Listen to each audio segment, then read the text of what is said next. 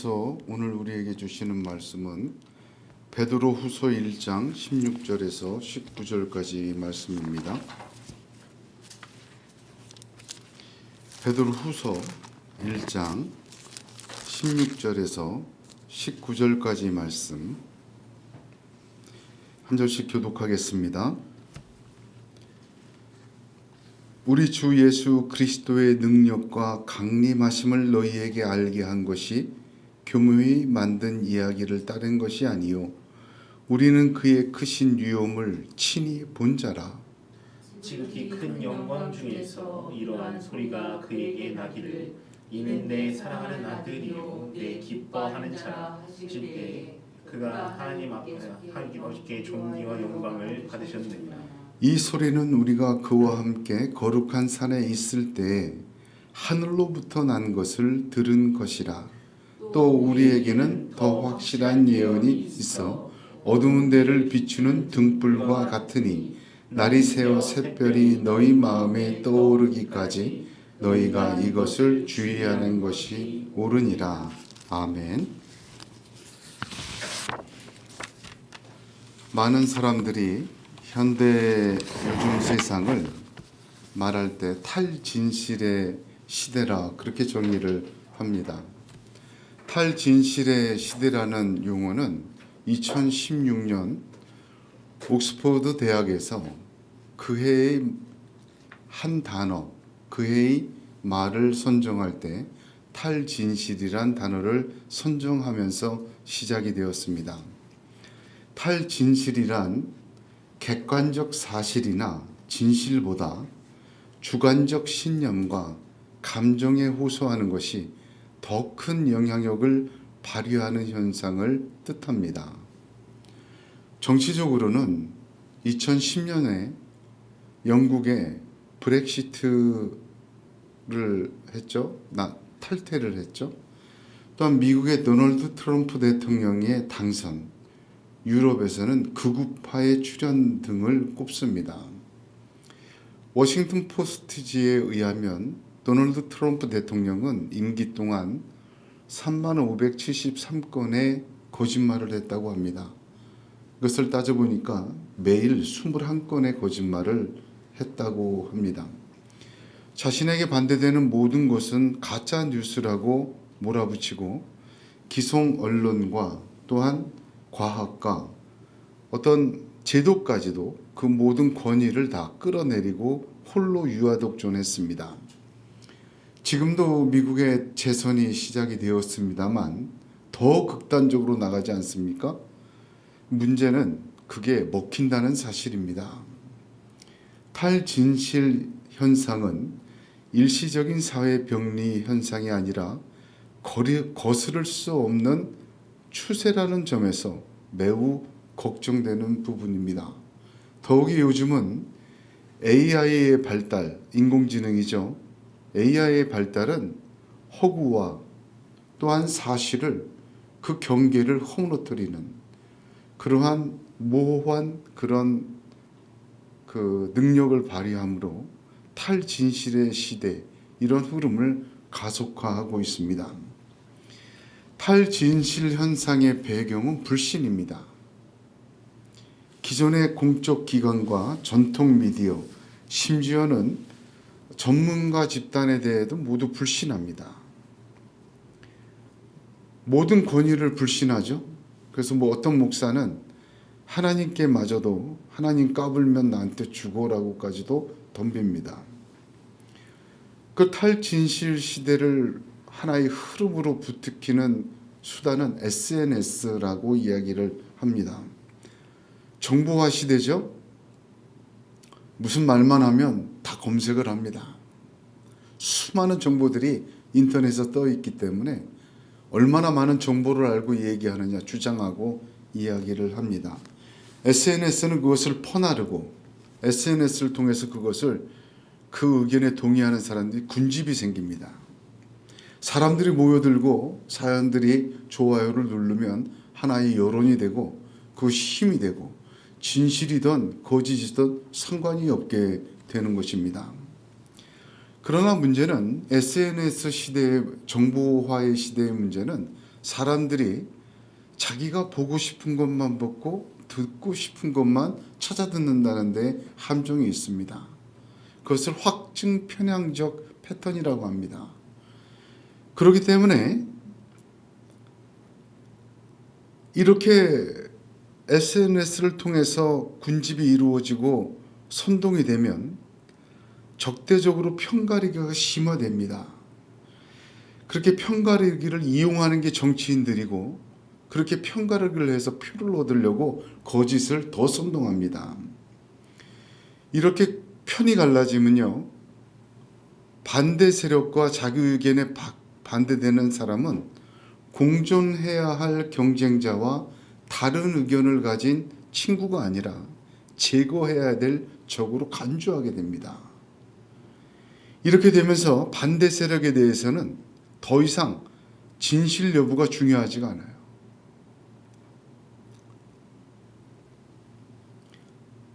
그 반대라는 편에 있는 사람에게는 진리도 거짓도 무의미합니다. 이미 감정과 선동과 편가르기에 사로잡혀 있기 때문입니다. 우리나라도 점점 이 경로를 따라가고 있습니다. 국회 선거가 앞으로 다가와서는 점점 더해지는 것 같습니다. 정치 지도자들도 지지율을 지키기 위해서 진실 추구라는 고된 길 대신에 진실 회피와 감정 호소라는 순수한 길을 선택하여 선동과 또한 편가르기에 열을 내고 있습니다. 근데 놀랍게도 지난 23년 말 미국의 메리엄 웹스터 사전은 그 해의 단어로 진실됨이라는 의미의 authentic을 선정했다고 합니다. 진짜와 가짜를 구별하기 어려운 시대에 아이러니하게도 역설적으로 진실에 대한 열망이 커지는 상황을 반영한 것으로 보입니다. 그렇습니다. 홍수가 나면 마실 물이 없어집니다. 사람들이 살 수 있는 것은 홍수의 구정물이 아니라 생수입니다. 마실 물을 먹어야 사실은 살 수 있기 때문입니다. 베드로 사도는 순교하기 직전에 이 편지를 썼습니다. 그 당시의 교회는 탈진실의 시대와 같이 거짓 선지자와 거짓 교사들에게 선동당하고 편가르기 당하고 왜곡당하였습니다. 오늘 읽은 본문 말씀 16절을 보면 그 현상을 한 단어로 표현합니다. 너희에게 알게 한 것이 교묘히 만든 이야기를 따른 것이 아니라. 교묘히 만든 이야기를 따른 것이 아니다. 그 당시의 상황, 탈진실의 세대, 지금도 그러하지만 2000년 전에도 그러했다는 것에 놀랍습니다. 그런 세상이 사회뿐만 아니라 교회에서도 신앙에서도 동일하게 일어났다는 것이 참으로 놀랍습니다. 초대교회가 시작이 되고 주후 한 50년, 60년 베드로가 순교할 때쯤이에요. 교회 안에는 수많은 이단과 거짓 교사와 거짓 선지자들이 침투해 있었습니다. 그들은 사도들이 전한 복음을 왜곡했어요. 사도들의 권위를 부정해버렸습니다. 그래서 교회 안에서 신앙이 병들게 만들고 교회가 병들게 만들었습니다. 얘기는 좋죠. 선동하고 감정적으로 충동하고 와 그런가 보다 하고 뭔가 새로워지는 것 같죠. 그러나 꼭 기억해야 합니다. 진실을 떠난 선동은 잠시의 운동은 낼 수 있어도 결코 생명을 이루지 못합니다. 자 보면 그들이 뭘 가르쳤습니까? 율법 갖고 복음 갖고 안 되라. 믿음 갖고 부족해. 성경에도 행하라고 써 있잖아. 율법을 지켜야 돼. 할례도 받고 절기도 지키고 그럼 규정들을 지켜야지. 이런 사람들이 있었어요. 복음 가지고는 부족해. 핵심입니다. 또 어떤 사람들은 마음껏 해라. 예수 믿고 구원받지 않느냐. 마음껏 세상을 승리하고 성공하고 자유하고 즐겨라. 왜 율법적으로 사냐? 그러면서 거룩하게 살아야 될 모든 것도 다 부정해버렸어요. 크게 두 가지 방향입니다. 타락한 로마와 로마의 향락, 금권의 시대에 성도들에게 이들의 가르침은 선동이 되었습니다. 인기가 많았죠. 복음을 받으면, 진리를 받으면 거짓과 거스르게 돼 있어요. 진리의 속성입니다. 그 마찰에다가 기름칠을 하는 거예요. 더럽게 마음껏 살아. 괜찮아. 바울과 베드로뿐만 아니라 사도들 전체가 신약 성경을 보면 신약 성경 전체에서 그들과 싸웠습니다. 거짓 교사와 거짓 선생들은 사도들의 권위를 무시하고 사도들이 전한 복음을 발전심화시킨다는 거짓을 선동하며 온갖 철학과 이단의 사상과 세상의 힘과 세상의 논리와 번역 논리와 성공신약으로 무장시켜 환호를 받았습니다. 여러분 2000년 전이나 지금이나 다르지가 않은 것 같아요. 그런데 교회 안에 들어온 거짓 선동의 핵심은 무엇입니까? 그들이 말하는 것은 사람을 편안하게 해주는 거예요. 우리 목사들도 만나면 흔히들 그런 얘기해요. 일주일 동안 얼마나 세상에서 살기 힘들었냐. 교회 한번 오면 좀 편안하게 해주고 좀 편안하게 만들어줘야 되지 않느냐. 그런 얘기도 합니다. 일리는 있습니다만 이 거짓 교사, 거짓 선지자들이 말하는 것이 통하려면 세 가지를 지워야 돼요. 예수 그리스도의 십자가를 지워야 합니다. 십자가 갖고는 불충분했다는 거예요. 예수님은 십자가에서 달리셔서 다 이루셨다고 했는데 그것 갖고는 불충분하다. 율법 지켜야 한다. 이렇게 나가는 거예요. 그들의 말의 배경을 보면 십자가로 다 되지 않는다. 복음으로 충분하지 않다. 예수로 완전하지 않다라고 이야기를 해야 돼요. 안 그러면 이야기가 안 먹히잖아요. 또 하나, 부활을 외면해야 됩니다.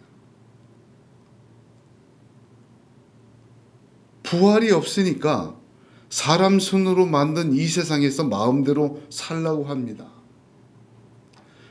하나님의 나라가 거기 오는 것인데 그 부활을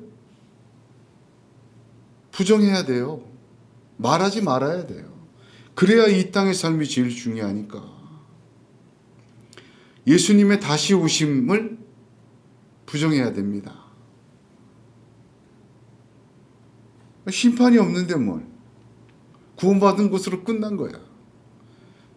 너희도 왕처럼 살아라. 이제 너희도 진짜 마음껏 한번 누리면서 살아라. 그동안 못하고 살았지. 심판이 없는 자, 다시 오심을 얘기하면 이렇게 말을 할 수가 없어요. 그러니까 핵심은 이거예요. 거짓 교사와 거짓 선지자들의 선동과 그 인기 영합은 예수 그리스도의 십자가, 예수 그리스도의 부활, 예수 그리스도의 다시 오심을 지워버려야 돼요. 적어도 지우지 못하면 이단으로 몰릴까 봐. 왜? 거기서 시작이 됐으니까 교회가. 지우지 못하면 말하지 말아야 돼요. 잊어먹게. 약화시킨다고 하죠. 또 그것을 말할 때 왜곡시켜야 돼요. 편집해야 돼요. 말은 하는데 조금씩 바꿔요. 인간의 생각대로. 그러나 여러분 이걸 아셔야 돼요. 복음의 핵심이 무엇입니까? 진리의 핵심이 무엇이에요? 예수 그리스도의 십자가 부활과 다시 오심입니다. 이게 한마디로 얘기하면 엑기스고 이게 진실이에요. 이게 진리의 핵심입니다. 탈진실하려면 이 진리를 죽여야 돼요. 가리워야 돼요. 저쪽에다가 집어넣게 만들어야 돼요. 정말 문제는 현대에도 우리나라에도 이러한 시도들이 만연해 있다는 것을 보게 됩니다. 요즘의 탈진실의 시대의 흐름은 신앙에서도 대세로 자리 잡고 있지 않은가 하는 생각을 하게 됩니다. 어떻게 저런 목사가, 어떻게 저런 교회가 그런데 이렇게 환호를 하고 그런데 붙들어 있는가 궁금하지 않습니까? 옳고 그른 것은 더 이상 관심이 없고 탐욕과 자기들의 승리가 최종 목적이 된 집단을 보게 됩니다. 한 가지만 더 말하면 늘 교회도 생존이라는 대의문군을 앞에 내세웁니다. 마치 교회와 신앙이 사람의 힘과 기술과 노력으로 지켜져 왔고 성공해 왔다는 오만의 끝을 보게 됩니다. 이러다가 다 죽는다. 이 위기의식과 생존이라는 목표를 던지고는 교회가 옳고 그름을 붙들지 않고 무슨 짓이든지 합니다. 예수님은 예루살렘 성전을 보시고 그렇게 무슨 짓을 해서라도 돌덩이에 돌을 올려놓은 그 성전을 보고 무너져야 한다고 말씀하셨습니다. 요한복음 2장 19절에 예수께서 대답하여 가라사대 너희가 이 성전을 헐라 내가 사흘 동안에 일으키리라. 생존과 번영은 하나님이 하시는 것입니다. 사람은 허물어도 하나님은 새로 세우십니다. 오늘 본문은 탈진실의 시대를 향해 던지는 하나님의 말씀입니다. 베드로 사도를 통하여 전하여진 이 하나님의 진리를 함께 나누는 은혜 주심을 참 감사합니다. 얼마나 하나님의 말씀이 정밀한지 제가 강의를 하면서 늘 느껴요. 그때 그 말씀 그대로 주시는 것 보고 강의하기를 너무 잘했다. 그런 생각을 늘 하게 됩니다. 마르틴 루터는 우리가 성경을 읽는 것은 단지 하나님의 명령을 배우기 위함이 아니라 명령하시는 하나님과 만나 변화받기 위함이라 그렇게 말씀하셨습니다. 말씀 나누는 동안 하나님을 만나고 말씀을 통해 변화의 역사가 이루어지는 하나님의 색찬종의 역사가 있기를 주님의 이름으로 축복합니다. 제일 먼저 탈진실의 시대에 베드로 사도는 예수 그리스도의 능력과 강림하심을 알아야 된다 말씀하십니다. 16절 보겠습니다. 우리 주 예수 그리스도의 능력과 강림하심을 너희에게 알게 한 것이라로 시작합니다. 그렇습니다. 우리 주 예수 그리스도의 능력과 강림이 진실입니다. 사도들은 그 두 가지를 예수 그리스도의 능력과 강림입니다. 그 두 가지를 전하는 자들이었습니다. 그것이 진리입니다. 그것이 우리에게 생명을 주는 유일한 진실입니다. 이것보다 더 중요한 것은 없습니다. 요한복음 17장 3절의 영생은 곧 유일한 참 하나님과 그의 보내신 자 예수 그리스도를 아는 것이라 하였습니다. 그렇습니다. 예수를 알아야 합니다. 예수의 능력과 강림만 전했어요. 그게 핵심이에요. 진실이에요. 그 예수 그리스도의 능력과 핵심을 빼야 돼요. 그것을 가리우지 않고는 탈진실이 안 됩니다. 한마디로 선동이 안 돼요.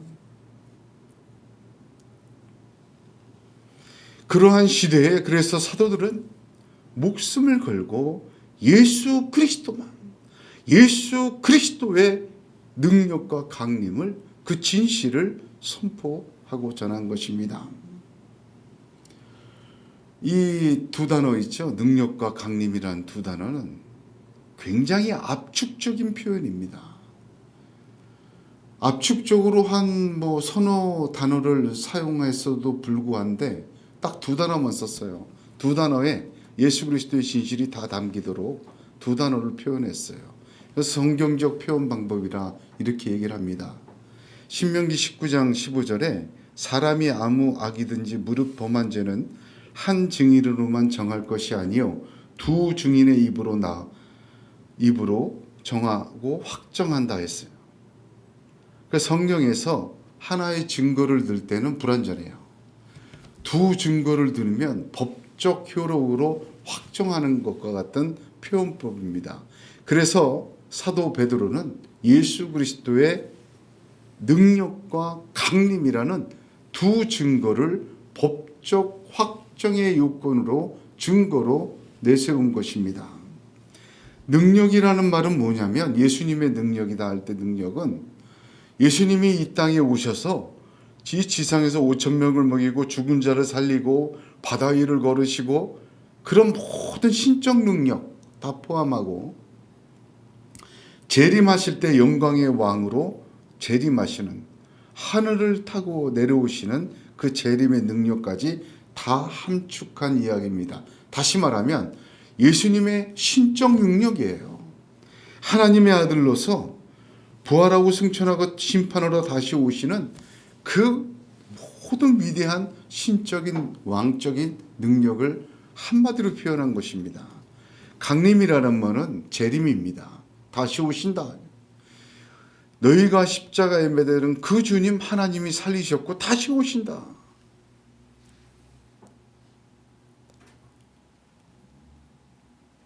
성도들은 기억해야 됩니다.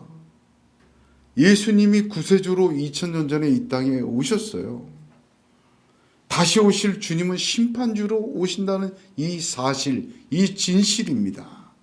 믿음으로 구원받고 행위로 심판받는 것입니다.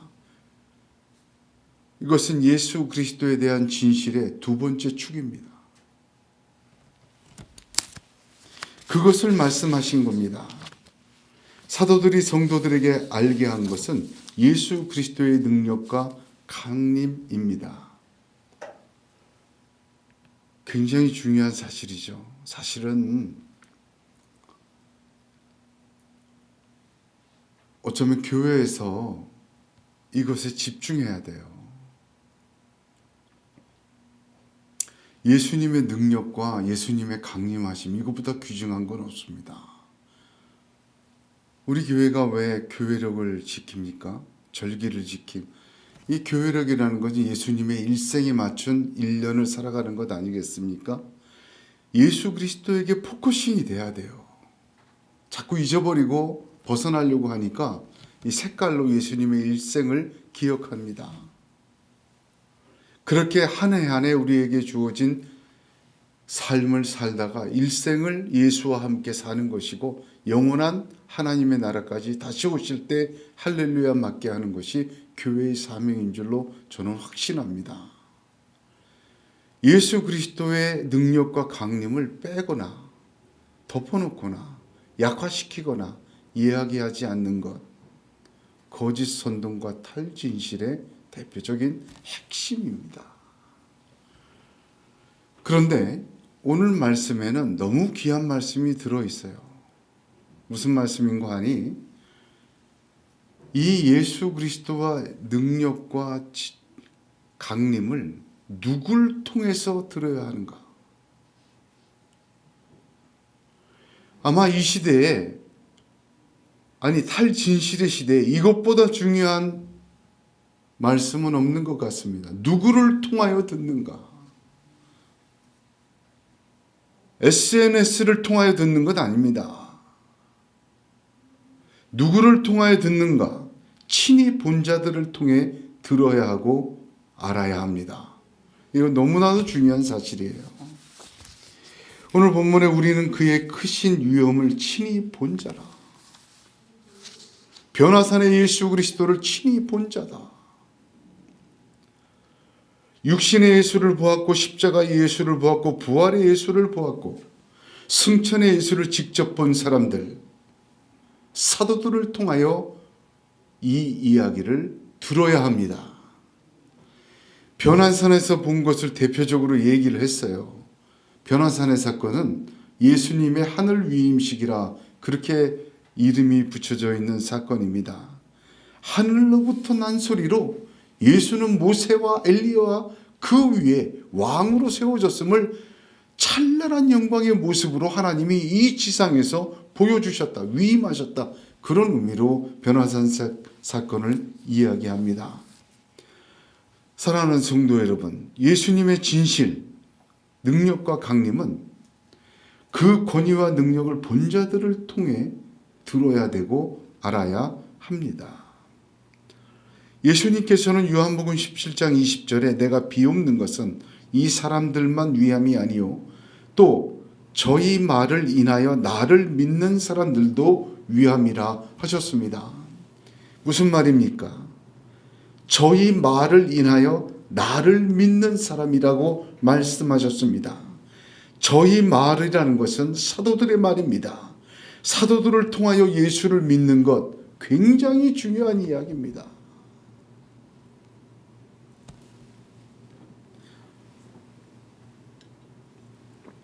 복음서는 창작물이 아닙니다. 누가복음을 기록한 누가의 고백을 보십시오. 누가복음 1장 2절에 처음부터 말씀의 목격자 되고 일꾼된 자들의 전하여 준 그대로 내력을 저술하려고 붓을 든 사람이 많은지라. 그렇게 시작합니다. 복음서조차도 처음부터 말씀의 목격자 되고 일꾼된 자들의 전하여 준 그대로 전하는 것이요, 그대로 듣는 것이 얼마나 중요한지를 강조한 것입니다. 바울은 고린도전서 15장 3절에 내가 받은 것을 먼저 너희에게 전하였다 합니다. 이는 성경대로 그리스도께서 우리를 죄를 위하여 죽으시고 이렇게 시작하죠. 굉장히 중요해요. 사도 바울은 삼층전에도 간 사람이에요. 할 말 많은 사람입니다. 그러면 부활하신 예수님을 직접 만나고 대화하고 9년 동안 아라비아 광야에서 그 영적인 훈련을 받았어요. 그런데도 바울조차 내가 받은 것을 너희에게 전한다, 그렇게 얘기했습니다.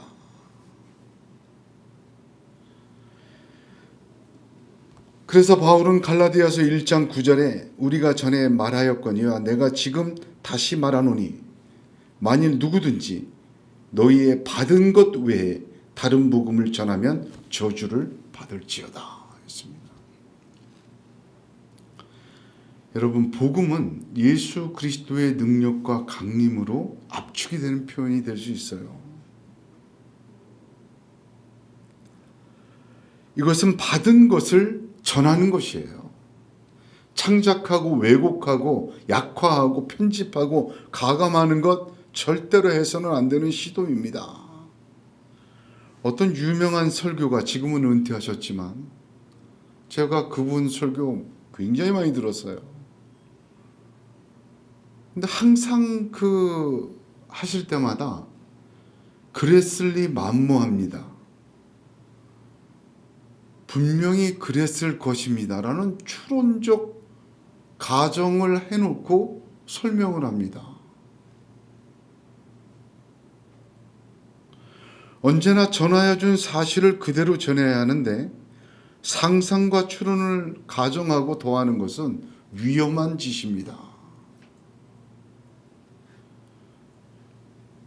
더 나아가 세상의 진리와 철학과 이상과 감성을 전하려고 성경을 인용하는 것은 더더욱 위험합니다. 왜 그렇게 하느냐 물어보면 사람들이 이해하기가 쉽고 받아들이기 쉬울 뿐 아니라 그것을 통하여 공감이죠. 굉장히 중요한 단어입니다. 공감. 공감은 지적 동의를 포함해서 감정적 동의도 포함합니다. 공감이 없으면 듣질 않으니까 공감을 위해서 해야 된다고 얘기를 해요. 이것은 유용한 방법이라도 복음 증거는 이렇게 하면 안 됩니다. 그걸 몰라서 베드로와 바울이 안 한 것 아니에요. 바울은 인간의 지혜와 철학의 중심인 아덴에서 전도에 실패합니다. 유일한 실패지였죠. 그리고 고린도에 들어와서는 이렇게 말합니다. 형제들아, 내가 너희에게 나아가 하나님의 증거를 전할 때에 말과 지혜의 아름다운 것으로 아니하였나니 내가 너희 중에서 예수 그리스도와 그의 십자가에 못 박히신 것 외에는 아무것도 알지 아니하기로 작정하였습니다. 내가 너희 가운데 거할 때에 약하며 두려워하며 심히 떨었노라. 내 말과 내 전도함이 지혜의 권하는 말로 하지 아니하고 다만 성령의 나타남과 능력으로 하여 너희 믿음이 사람의 지혜에 있지 아니하고 다만 하나님의 능력에 있게 하려 하였노라. 아멘. 아멘입니다. 그래서 그는 빌립보서 3장에 모든 것을 해로 여기면 내가 내 주 그리스도로 예수를 아는 지식이 가장 고산함을 인함이라. 내가 그를 위하여 모든 것을 잃어버리고 배설물로 여김은 그리스도를 얻고 그 안에서 발견되려 함이니 내가 가진 의는 율법에서 난 것이 아니요 오직 그리스도를 믿음으로 말미암은 것이니 곧 믿음으로 하나님께로서 난 의라 하였습니다. 얼마나 귀중한 말씀인지 모릅니다. 몰라서 못했겠습니까? 할 수 없어서 못했겠습니까? 바울이요. 안 한 겁니다. 작정했다고 했습니다. 왜 그렇습니까? 우리의 믿음이 사람에게서 난 의가 아니라 하나님에게서 난 의가 되게 하기 위하여 메이드 인 월드가 아니라 메이드 인 갓이 되게 하기 위하여 십자가 외에는 전하지 않고 알지 않기로 작정했다 합니다. 설교자로서 저는 평생에 66권을 다 설교할 수는 없을 것 같더라고요. 다 알 수도 없지만 다 할 시간도 없습니다. 한 절 한 절이 얼마나 깊은지 수박 겉핥기식으로 확증 편향적으로 알고 있는 대로 지나가 버리면 그 말씀 속에 생수를 건져올 수가 없습니다. 시편 119편 96절을 지난주 수요일 날 묵상하는데 내가 보니 모든 완전한 것이 다 끝이 있어도 주의 계명은 심히 넓으니이다. 내가 주의 법을 어찌 그리 사랑하는지요. 내가 그것을 종일 묵상하나이다. 한 말씀에 큰 은혜를 받았습니다. 주의 계명은 심히 넓으니이다. 모든 완전한 것이 다 끝이 있어도 끝이 없는 깊이예요. 그럼 어떻게 다 하겠습니까?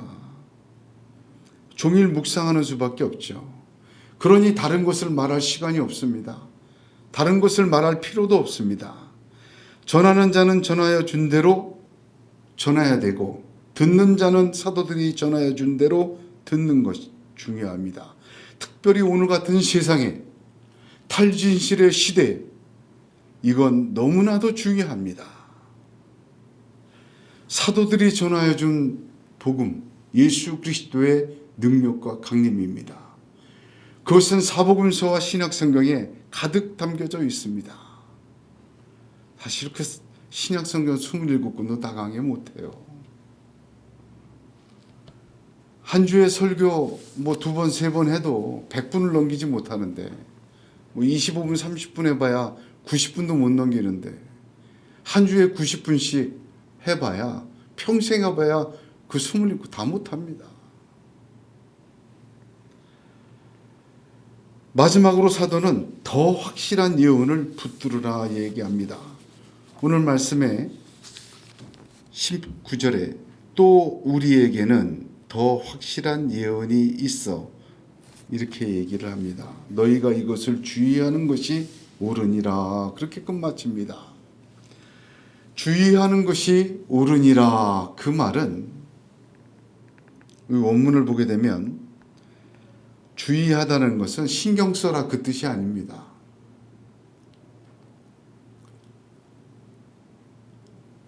옳다라는 말도 여러 가지로 번역할 수 있는데 어쨌든 단단히 붙들어라 그 말이에요.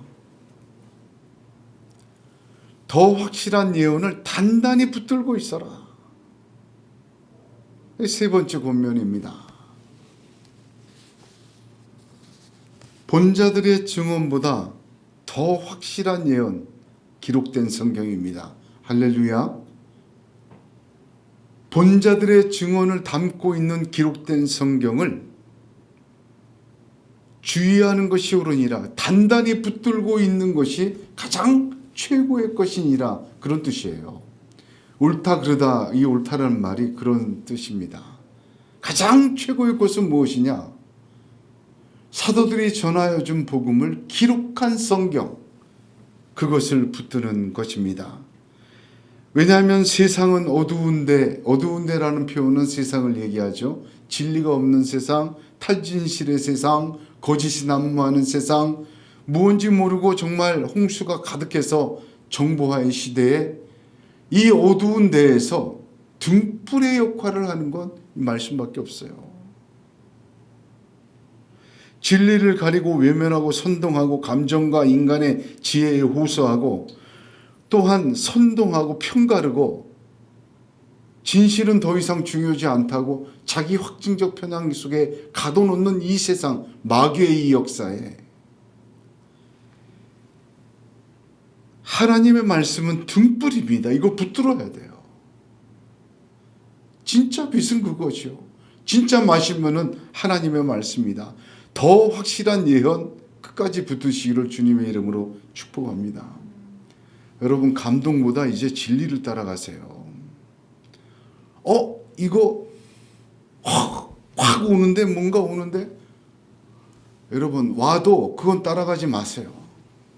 특별히 지금 시대엔 제가 권면드립니다.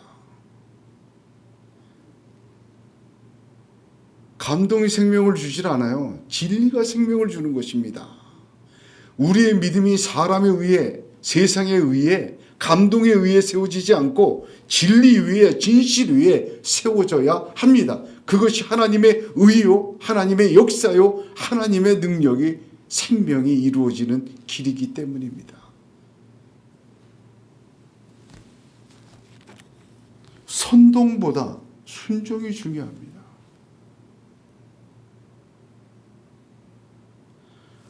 저는 하나님의 능력을 믿습니다.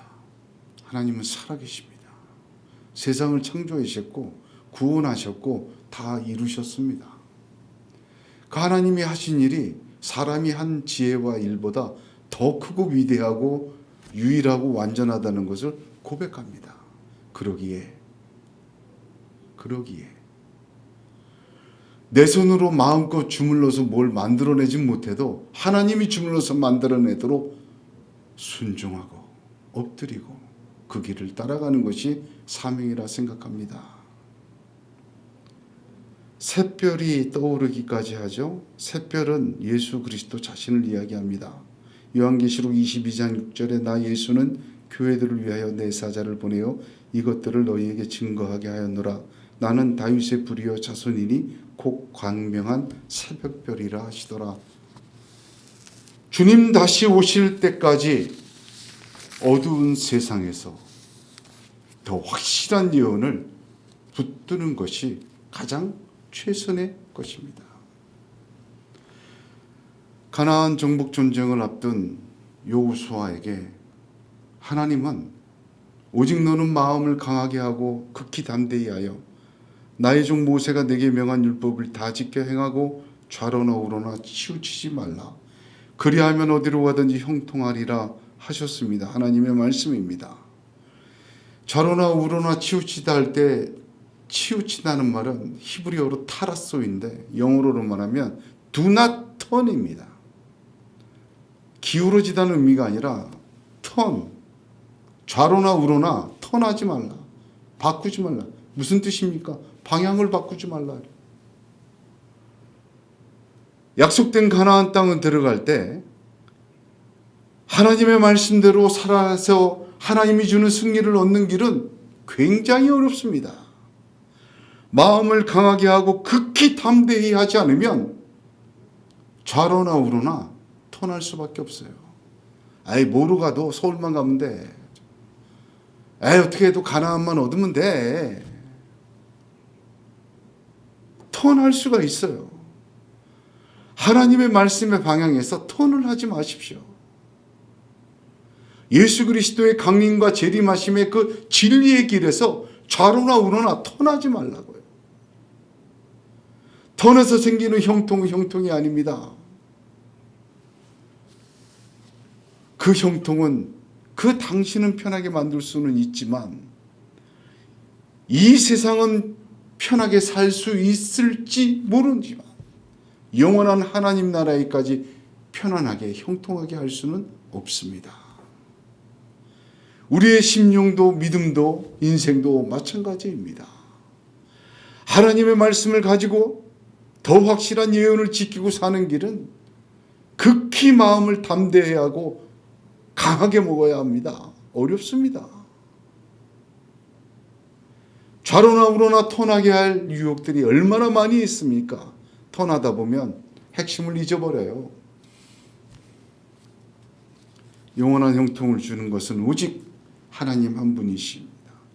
탈진실의 시대에 하나님의 말씀만이 진리임을 기억하고 그 말씀이 우리를 사로잡고 영원한 형통으로 가게 하심을 믿으시기를 주님의 이름으로 축복합니다. 사도들이 전한 예수 그리스도의 능력과 강림하심, 우리가 반드시 알아야 할 진리입니다. 그 이야기를 기록한 더 확실한 예언을 굳건히 붙드는 것이 가장 최선의 길입니다. 그런 믿음이 탈진실의 시대에 어두운 데서 비추어지는 등불과 같이 저와 여러분을 비추고 영광의 하나님의 나라까지 형통하게 이르는 역사가 나타나기를 주님의 이름으로 축복합니다. 기도하겠습니다.